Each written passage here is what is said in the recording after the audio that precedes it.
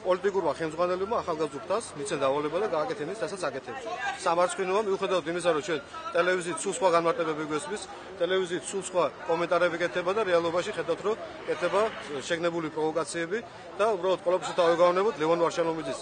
სახელთანაც ასოცირდება ჩვენი ქალაქის, ჩვენი რეგიონის წარმატება ბოლოდროინდელი სირცხვილია, რომ პრივატიზაციის გამო იყოს დაბარებული ფინანსური კრიზისი. ჩვენ ვართ ბათუმელები, შეიქმნა საინიციატივო ჯგუფი, ჩვენ ვართ საქართველოს ახალგაზრდა ბათუმელი ვაჟკაცები და გოგონებიც არიან აი ამ ჯგუფში ჩართული.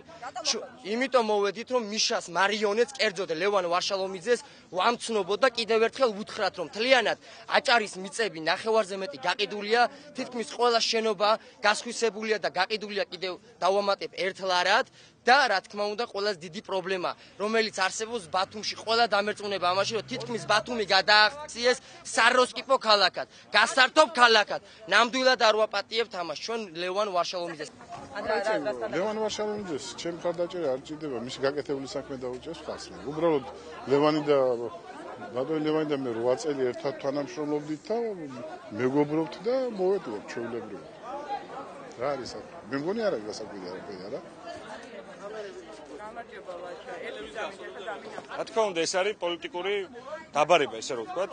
უფროსი თაობის ესე თქვა წარმომადგენლებმა ქართული ოცნებისა მოახდინეს ის რომ ლევან ვარშალომიძე დაიბარეს საგამოძიებო სამსახურში თითქოს რაღაც კითხვების დასასრულებლად ხოლო ახალგაზრდულ წარმომადგენლებს ფრის წარმომადგენლებს უთხრეს რომ უნდა მოეწყოთ ერთგვარი სირცხვილის კორიდორი პოლიტიკური რო არის და რა თქმა უნდა დაბარებული არის პოლიტიკური